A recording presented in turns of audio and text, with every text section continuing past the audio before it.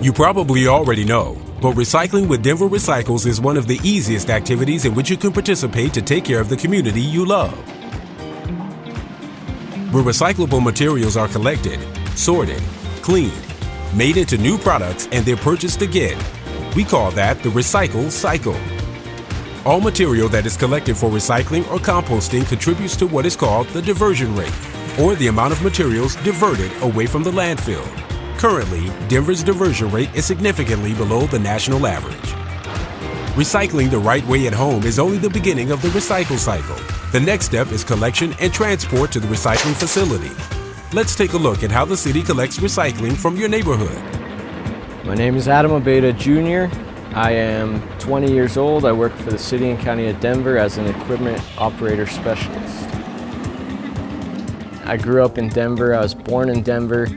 I have a daughter she's 4 months old. You know, I just want to keep it clean for years to come and generations to come. So now I'm working my dream job. With all the resources that we have, we can save and reuse stuff and keep Denver clean and keep it going and thriving.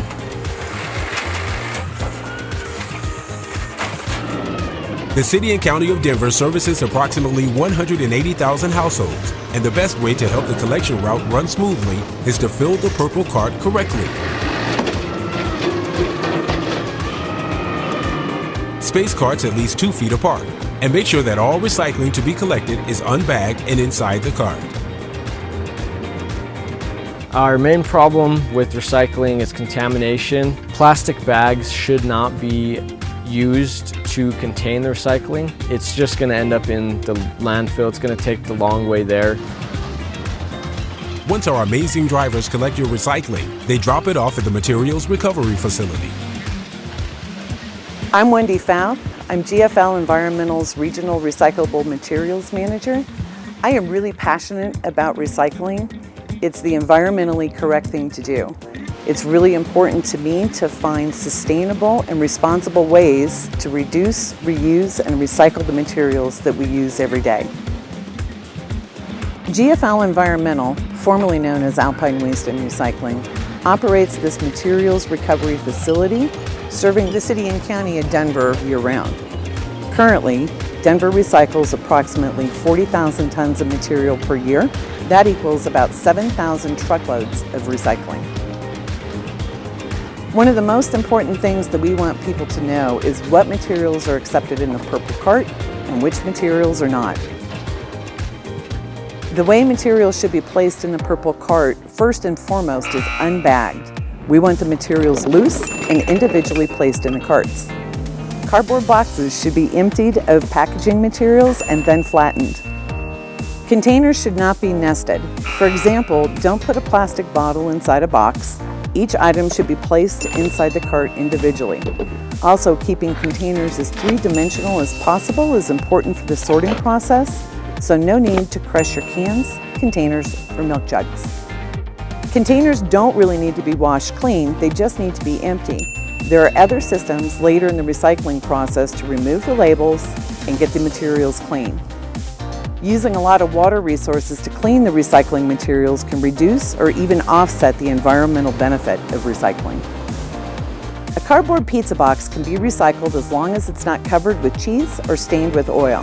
If it is, tear off the stained portion and recycle the clean cardboard. We often receive items at the facility that compromise safety and damage our equipment. Please help us keep these items out of the recycling stream. Tanglers like hoses and extension cords can potentially cost us a lot of expensive downtime. When they get wrapped around the machinery and caught in the system, we have to shut the system down and cut that material out of the equipment. Construction material is another contaminant. It's also a big safety hazard. These tougher, stronger pieces of wood and materials, they can do serious damage to the machinery at the plant and to the trucks as well. The system runs too fast and we move so quickly, there just is not an opportunity for us to open bags. So the majority of the time, recyclables contained in plastic bags will not be recycled. Another thing we see in our daily routine is overflow cardboard boxes or recycling material. We see bags on the side of the carts, huge piles of boxes along the side of the cart. Those won't be picked up. We pick up about 900 to 1,200 carts a day. It slows down the process of us having to get out and break it down. The City and County of Denver, they allow you an extra recycle cart. Just call 311 and they'll have no problem with getting another cart out to you, so that way you can put all of your recycling and make sure that it goes to the right place. At the GFL Environmental Recycling Facility, we process between 600 and 700 tons of recyclables per day. Out of that, about 160 tons comes directly from the City and County of Denver. We recover approximately 90% of all the material that comes through. The other 10% are items that are either too small or too heavily contaminated to capture, or they were prohibitives to begin with. At the recycling facility, the material navigates through several complex machines that route cardboard, paper, aluminum, and plastic to its proper place in an incredible multi-step process. Staff at the recycling facility are well trained, and their hard work is a crucial part of the sorting process. However, for the sorting steps that can be automated, there are several machines that use cutting-edge technology to sort specific items. Let's learn about a few of them. The ballistic separator uses a paddling motion to separate paper from containers. The paddling motion, as well as gravity, cause the three-dimensional containers to roll backwards and be reclaimed on the container line, while the paper flows forward and up where it is captured on the paper fiber line.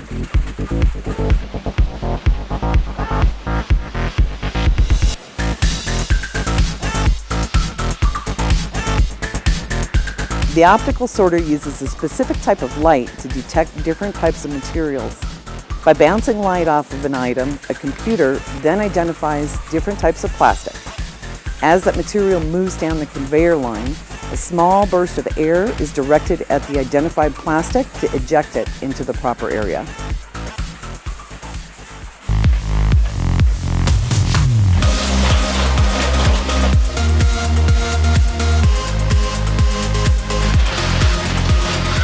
Clark is our AMP Robotics robot. He was the nation's first recycling robot using artificial intelligence to sort materials. He sorts cartons and different types of plastic, and he can pick material at 80 picks per minute. An eddy current separator creates reverse magnetism that causes aluminum cans to be propelled off of the conveyor and into the correct bin. This is an ingenious way to sort all the aluminum cans that pass over the eddy current. Look closely and you can see the cans jumping off the conveyor.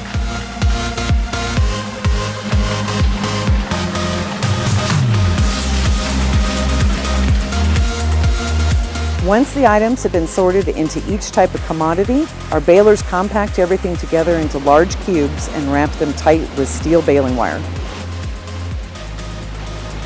The average weight of the bales we produce here is between 1,800 and 2,200 pounds. And an aluminum can bale has about 57,000 cans in it. Once materials are baled, they're ready to be shipped to factories, processed, and made into new products.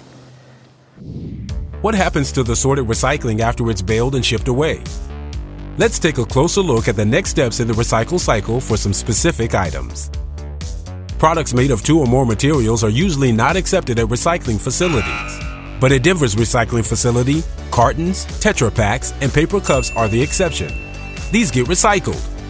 Specifically, paper beverage cups are recycled into new cups through a special partnership with a company called Sustana. Paper cups are usually not accepted for recycling because most have a layer of plastic inside the cup to make it stronger and hold liquid better. Once cups are sorted out of the recycling stream, they are sent to Sustana's Recycle Fiber facility.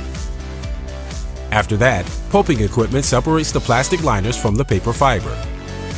The paper fibers are then screened and washed to remove impurities and ink. The plastic liner material is sent to other facilities to be reused. Next, the paper fibers are pressed and cut into sheets, which are then baled and transported to the paper mill to be formed into large rolls of cup stock to make new paper cups. Recycling old paper cups into new ones shows how powerful post-consumer recycling can be. When they are purchased by vendors and then given to the consumer, we are closing the loop on this item in the recycle cycle process. Pretty cool. Another material that is closing the recycling loop in Denver is glass. Glass collected in the purple carts is separated at the recycling facility and then sent for a quick stopover at Momentum Glass Recycling. Momentum fulfills the crucial role of processing dirty glass before it is sent to bottle manufacturers. They prepare the glass from the recycling facility by cleaning, sorting, and sizing the glass properly so that it is ready to go right into the furnace when it reaches the bottle manufacturing plant to be made into new bottles. The Momentum facility uses a variety of sorting technologies to remove contamination like labels and non-glass materials.